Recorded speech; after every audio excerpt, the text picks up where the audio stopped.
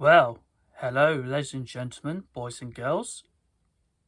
I'm Chris Woman. I'll be your storyteller on this brand new video.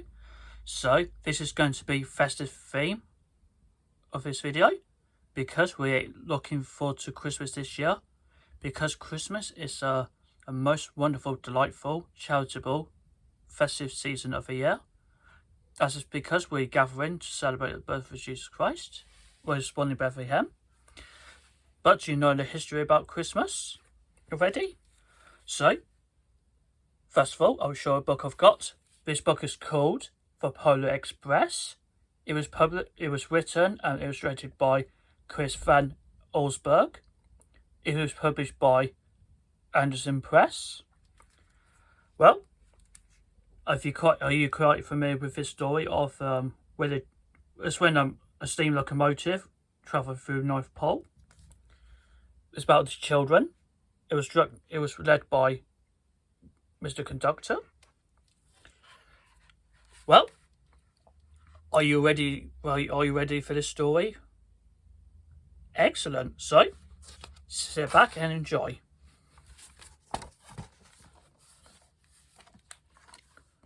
On Christmas Eve, many years ago, I lay quietly in my bed. I did not rustle the sheets. I breathed slowly and silently. I was listening for a sound a friend had told me it never hear. The ringing bells of Santa's sleigh. There was no Santa. My friend had insisted. But I knew he was wrong. Late that night, I did hear sounds. Though not of ringing bells. From outside came the sound of hissing steam and squeaking metal.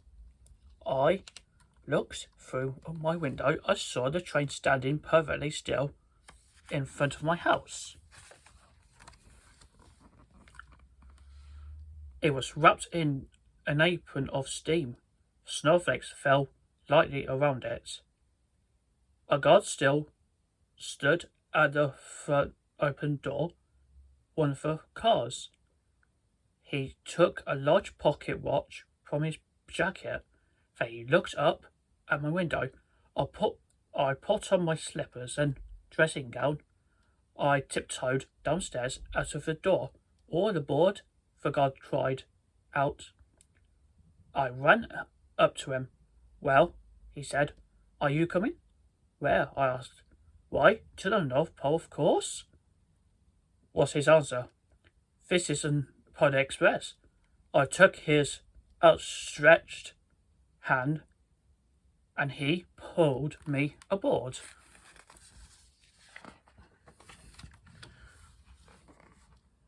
The train was filled with other children, all in their pajamas and nightgowns. We sang Christmas carols and ate sweets with nougat centres as white as snow. We drank hot cocoa as thick as Rich's melted chocolate bars. Outside, the lights of town and villages flickered in the distance as the Polar Express and northwards. Soon, there was no more lights to be seen. We travelled through cold and dark forest, where lean wolves roamed and white-tailed rabbits hid from our trains as it thundered through the quiet wilderness.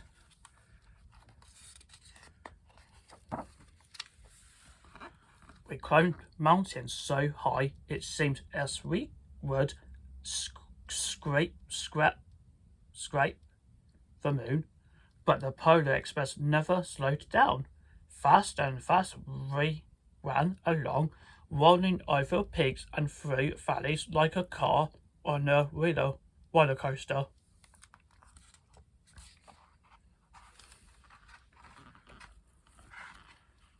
The mountains turned into hills, the hills to snow-covered plains. We crossed a barren desert of ice. The great polar ice cap lights appeared in the distance. They looked like the lights of a strange ocean liner sailing on the frozen sea. There, said the guard, it's the North Pole.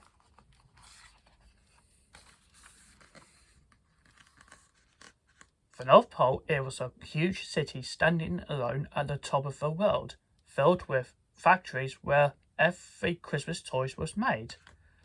At first, we saw no elves. They are gathering at the center of the city. The guard told us that is where Santa will give a first gift of Christmas. Who receives the first gift? We all asked. The guard answered, he will choose one of you. Look, shouted one of the children. The elves. Outside, we saw hundreds of elves as our train drew closer to the center of the North Pole. We slowed to the so crowded were the streets with Santa's helpers. When the Polar Express could go no farther, we stopped and guard led us outside.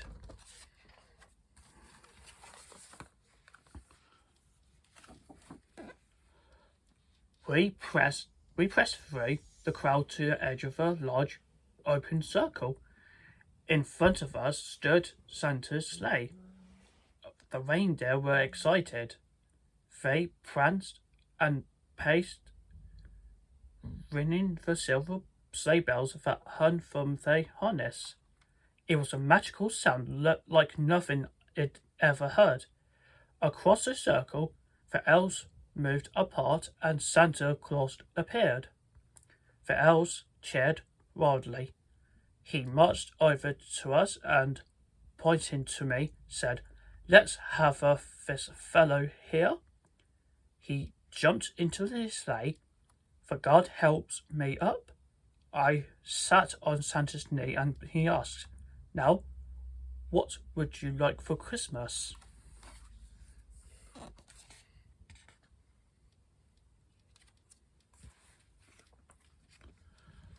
I knew that I could have any gift I could imagine, but the thing I wanted most for Christmas was not inside Santa's giant bag. What I wanted more than anything was one silver bell from Santa's sleigh. I asked, Santa smiled. Then he gave me a hug and told an elf to cut the bell from a reindeer's harness.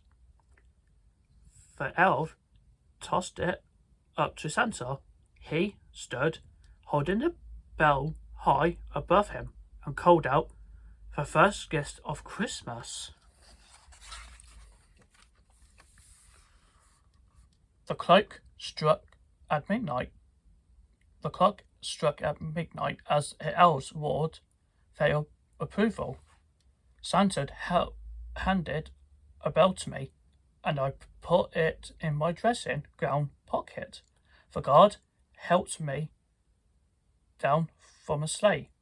Santa shouted out the reindeer's names and cracked his whip. His team charged forward and climbed into the air. Santa circled once above us, then disappeared in the cold, dark polar sky. As soon as we were back inside the Polar Express, the other children asked to see the bell. I reached into my pocket, but the only thing I felt was a hole. I had lost a silver bell from Santa Claus's sleigh. Let's hurry outside and look for it, one of the children said, but the train gave a sudden lurch and started moving. We were on our way home.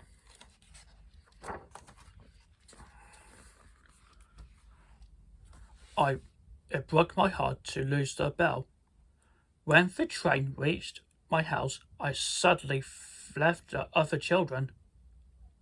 I stood at my doorway and waved goodbye.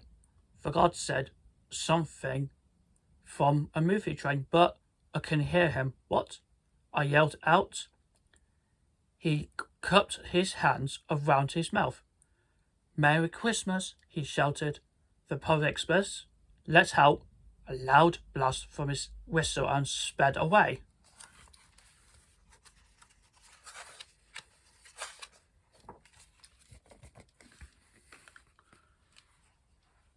On Christmas morning, my little sister Sarah and I opened our presents. When it looked as if everything had been unwrapped, Sarah found one last small box behind the tree. It had my name on it. Inside was a silver bell. There was a note. Found this on the seat of my sleigh. "Mend that hole in your pocket," signed Mr. C. I shook the bell. It made the most beautiful sound my sister and I had ever heard. But my mother said, "Oh, that's too bad." "Yes," said my father. "It's broken." When he had shaken the bell, my parents had not heard the sound. At one time, most of my friends could hear the bell, but as years passed, it fell silent for all of them. Even Sarah found one Christmas that she could no longer hear its sweet sound. Though I've grown old, the bell still rings for me, as it does for all who truly believe. The end. So, I hope you liked that story of Polar Express when the children believe in Christmas was when a group of kids travelled in the centre of the North Pole and meet Santa Claus. I hope you love that story, but I hope you enjoyed that so far, and give thumbs up and leave your comments down below. Feel free to do that. So, okay, that's it for all, and don't forget to subscribe to my channel to hit the bell notification, and look at my social media on the links on the video description down below. You can find me on Twitter, Pinterest, Instagram, TikTok. You can support me on some exclusive contents as well as.